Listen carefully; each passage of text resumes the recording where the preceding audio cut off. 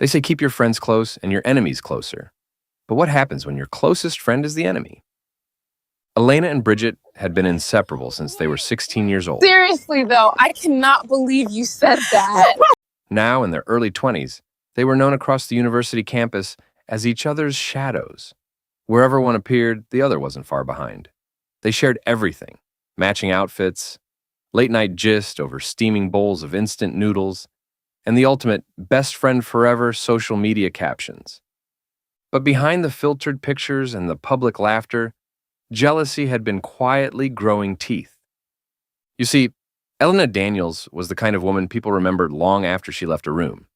She was beautifully chubby, with rich caramel skin and deep dimples that swallowed her full cheeks whenever she laughed. Society never failed to drop subtle, cutting reminders about her size, but Elena was gorgeous. What truly drew people in was her warmth. Her voice carried an innate comfort, and her laughter was fiercely addictive. Even total strangers felt safe around her within minutes. Bridget Cole, on the other hand, looked like she had stepped directly out of a high fashion campaign. Tall, sharp, aristocratic jawline, tiny waist, long legs, flawless skin. She was the exact type of girl who caused an immediate hush and a wave of turning heads whenever she walked past the campus kiosk. But Bridget had mastered one dangerous art: making people admire her from a distance while never letting them truly close. She called it standards. Others called it attitude. And secretly, it tortured her. What Bridget could not understand, what chewed at her peace every single night, was how, despite Elena being plus size, men always chose Elena. Not just physically, but emotionally. They wanted Elena. They seemed completely blind to Bridget's presence the moment she stood next to her friend. And Bridget hated it more than she could ever admit. At first, the sabotage was subtle. Every time Elena met someone promising, she would excitedly run to Bridget's apartment to pour out her heart. I can't believe it. I actually talked to him. He's incredible, Bridget. He sounds absolutely dreamy. I am so happy for you. Bridget, there's this guy in my department. He called me all night yesterday. We talked until 4 a.m. I think I actually like him. Then, like clockwork, the man would disappear. No text, no explanation, no closure. One blocked her everywhere overnight. Another suddenly claimed he wasn't ready for commitment. What did I do wrong? It wasn't your fault. You did the best you could. The last guy, Jason, ghosted her after sounding completely obsessed just days earlier, leaving Elena staring at a silent phone, deeply questioning her own worth.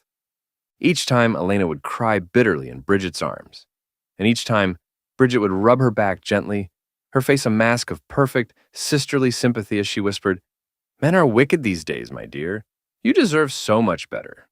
Don't worry, your man will find you and love you for exactly who you are. I am sure there are still some guys out there who wouldn't mind fat girls."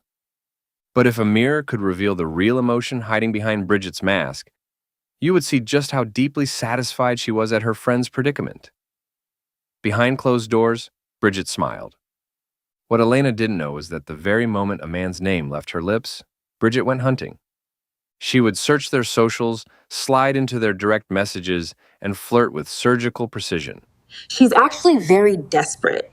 She talks to multiple guys at once. She can be obsessive. Once she had their attention, she would slowly, carefully feed these guys a steady diet of venomous lies. You seem too decent for her, honestly. And because Bridget was stunning, a trophy any young man on campus wanted to hold, most men believed her immediately. They dropped Elena without a second thought, pivoting toward the dazzling prize that was Bridget. To Elena, it felt like terrible, generational bad luck. To Bridget, it felt like winning. One hot afternoon after a grueling 3-hour lecture, Elena was walking back to her hostel. Thirsty and tired, she stopped beside a small wooden kiosk to buy a cold, soft drink and some bread.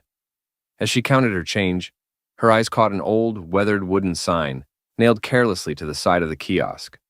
Written in faded, jagged paint were the words, "Be careful.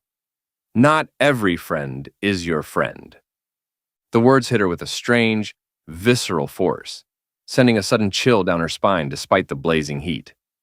Almost immediately, her phone vibrated in her hand. It was Bridget. "Elena!" Bridget sang dramatically through the speaker. "Any new toaster today? Who did we see on the way from faculty?" Elena cleared her throat, laughing softly. "No, no one." "Really? Nobody asked for your number?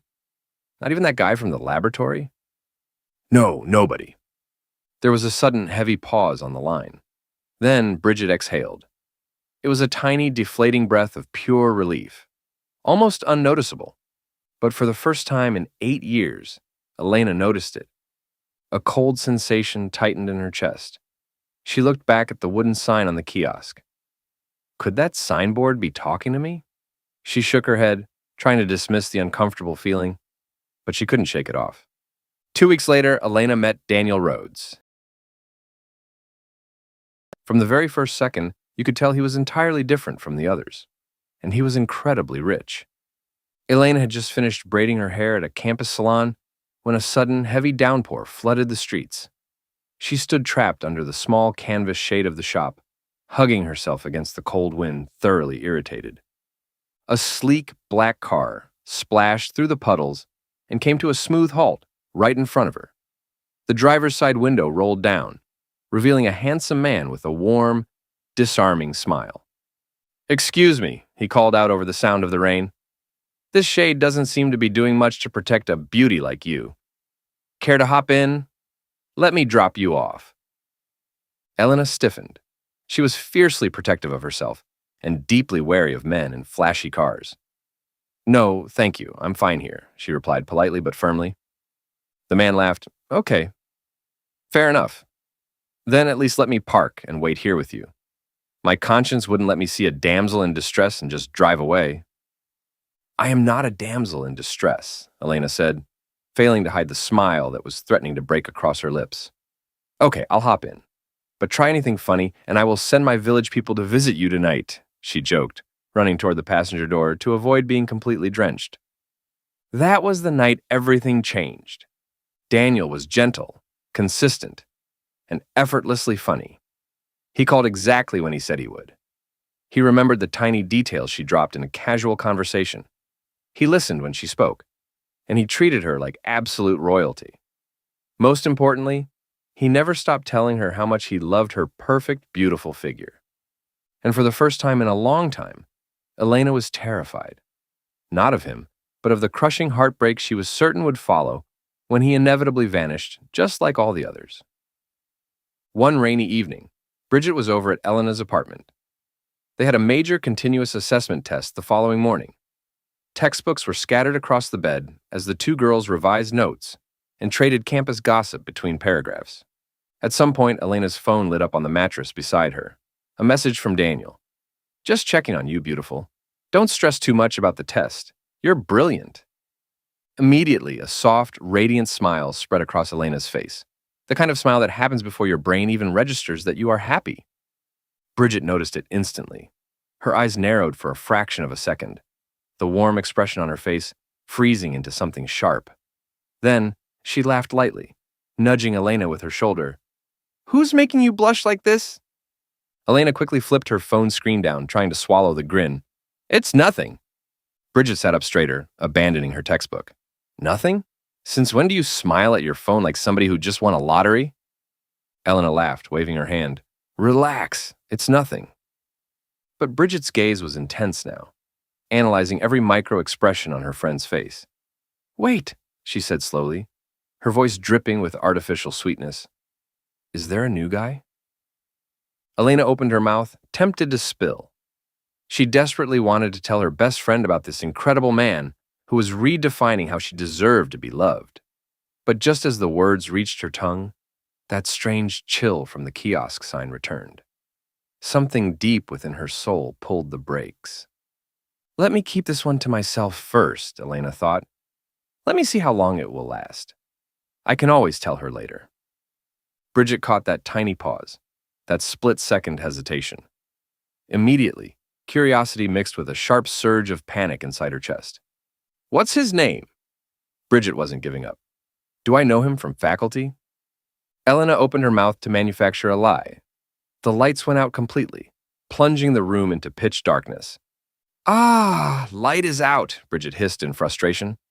She scrambled for her phone's torchlight, and it's about to pour heavily. Let me quickly run back to my place to get fuel for my generator, because I still have a whole handout to cover for this test tomorrow. In fact, I should head home now before the rain traps me here.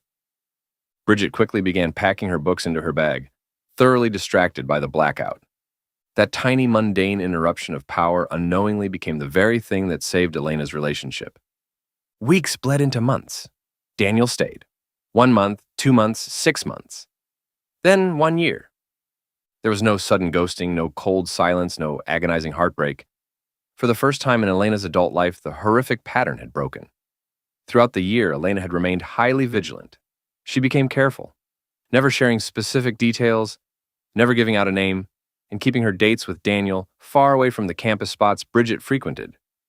But after spending the whole day with Daniel at one of their favorite restaurants, celebrating their 1-year anniversary, Elena felt a sudden pang of guilt. It was all in my head, she told herself, looking at the beautiful cake he had given her. That signboard was just a coincidence.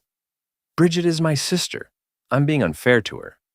She decided that today, she would finally tell her best friend everything.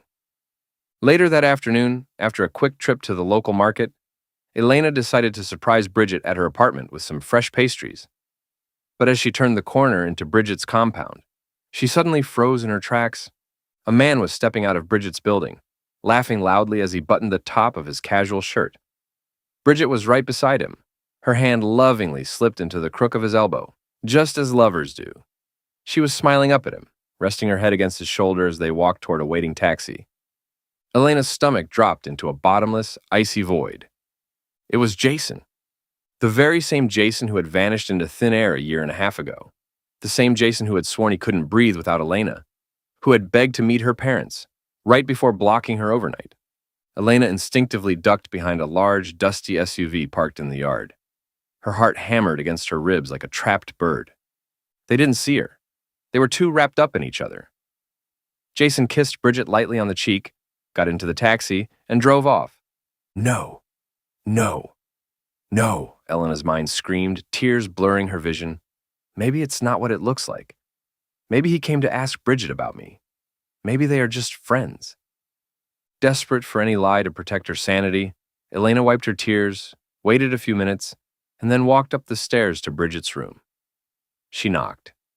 Bridget opened the door, surprised but welcoming. Elena walked in, her chest tight, and sat on the edge of the bed. She stayed there for 2 hours. She dropped subtle hints about being lonely, about missing Jason, about wondering where her exes had gone. Bridget just sat there, painted her nails, and gossiped about random classmates, as though nothing had happened. She never mentioned Jason once, not a single whisper. That was the exact moment the blindfold was ripped away. Elena understood the horrific truth. The betrayals had never been accidents. Her bad luck wasn't spiritual. The enemy had been sitting right beside her, eating from her plate and wiping her tears for years. From that day forward, Elena became a ghost in Bridget's life. She stopped oversharing. She stopped explaining. She stopped updating Bridget about her whereabouts, her thoughts, or her day. And Bridget, highly sensitive to her control over Elena, noticed the shift immediately. "You don't tell me anything anymore," Bridget complained bitterly one evening, cornering her after a lecture. "You've changed, Elena. I thought we were sisters." Elena looked at her face a mask of calm composure. She smiled faintly. "Stop being dramatic, Bridget. You know if there's any real gist, you will be the first to hear it." Soon enough, they graduated. Elena was deeply happy to finally be free from anything that tied her to Bridget. She kept her distance and quietly enjoyed her beautiful romance with Daniel. He was everything she had ever prayed for, and she was profoundly grateful her past relationships had never worked out, because they were absolutely nothing in comparison to him. Meanwhile, Bridget's secret relationship with Jason exploded into a beautifully toxic affair. Jason had landed a lucrative job at an oil servicing firm and bought a brand new car, which they used to flaunt themselves around the city. There were high-end dinners, luxury hotel weekends, and expensive gifts. But Bridget did not love Jason. She loved what Jason represented. And soon, nothing was enough. She demanded a new iPhone, then an expensive bone-straight wig. Then, her apartment rent was paid in full. Which one should I open Then, first? designer He bags. totally spoiled me The tonight constant at the Diamond financial demands Lounge. began to suffocate him. The sweet, effortless romance Jason thought he was getting turned into a nightmare of daily arguments and screaming matches. Then came the breaking point. One rainy night, inside Jason's apartment, Bridget threw a screaming tantrum because he refused to fund her immediate iPhone upgrade. Jason snapped. I'm not gonna allow you run me bankrupt. Leave my house, Bridget. Please! I left a good, peaceful woman because of you. I allowed your poison to blind me. Pick up your suitcase and leave. You are not staying here another minute.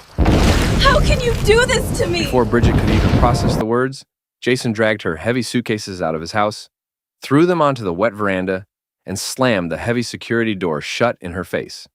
She was left standing in the cold, humiliated, and completely discarded.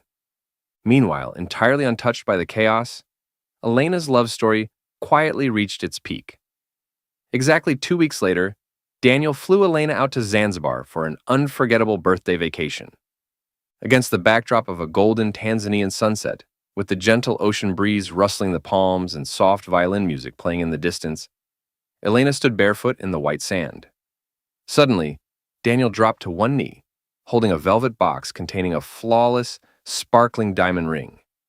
"Marry me, Elena. Let me love you for the rest of our lives." Elena burst into tears of pure, overwhelming joy, nodding her head before she could even find her voice. And unfortunately for Bridget, the universe has a poetic way of balancing accounts. Because Daniel was the son of one of the wealthiest, most prominent billionaires in the state, a popular lifestyle blogger caught wind of the proposal. The video was posted online, and within minutes, the news spread across social media like wildfire. Bridget was sitting in her room, nursing her bruised ego from her breakup with Jason, when her feed updated. There was the video.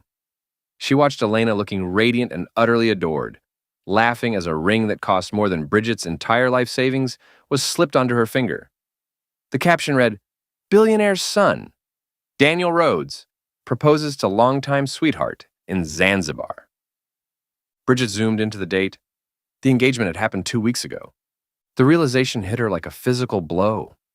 While Jason was throwing her things into the mud like a homeless rat, Elena was being elevated into luxury and real love. Are you serious? This gold digger actually did it. A billionaire's son. Rage, pure and consuming, blinded Bridget. Within an hour, she stormed across town and banged violently on Elena's apartment door. "Elena!" The door swung open smoothly. Elena stood there, dressed in a simple silk robe, looking completely at peace. "How are you getting married? And I am just finding out about it online," Bridget screamed, her voice cracking with frantic hysteria. "I am your best friend. We built everything together. How could you do this to me?" Elena looked at her calmly, too calmly. The frantic, easily manipulated girl Bridget used to control was entirely gone. "I thought we were best friends too," Elena said quietly.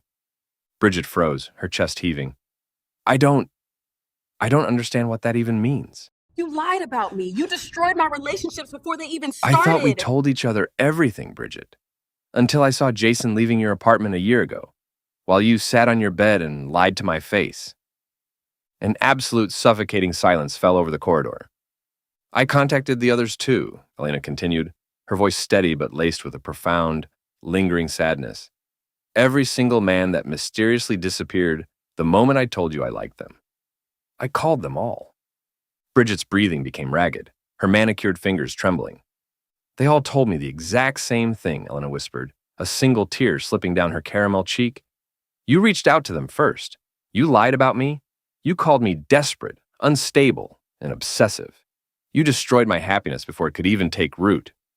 Bridget's confident, beautiful mask finally cracked down the middle. The ugly, rotting core of her insecurity was laid bare. Why did they all choose you? I'm more beautiful. I hated that men always wanted you. They always chose you. What do you have that I don't? Tears of absolute envy and frustration streamed down Bridget's face as she gestured wildly to her own body. I hated it. I hated how men looked past me just to love you. You were bigger than me. You were less fashionable. You were just ordinary. But they always chose you. She took a desperate step forward. I have the body. I have the perfect face. But they wanted your heart. They wanted your kindness, your softness. I couldn't stand it, Elena. I couldn't stand being invisible next to you. Elena just stared at her. She felt entirely heartbroken. Not because of the men Bridget had stolen, but because the person she had loved like a biological sister had secretly been a soldier, fighting a war against her existence for 8 long years. Finally, Elena took a deep breath, reached out, and gripped the handle of the door. I have absolutely nothing left to say to you. Leave. Leave my house, Elena repeated, her voice dropping to a whisper that brooked no argument. And never come back. For the very first time in their entire friendship, Bridget Cole had absolutely nothing to say. The heavy wooden door closed slowly, smoothly, and firmly between them, locking Bridget out in the cold corridor. On the other side of that door, Elena leaned her back against the wood, closed her eyes, and let out a long, liberating breath. She finally understood the painful, beautiful rule of survival. Not every person clapping for you is happy that you are winning.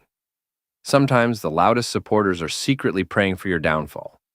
And sometimes, the only way to protect your light is to stop exposing it to people who are determined to dim it.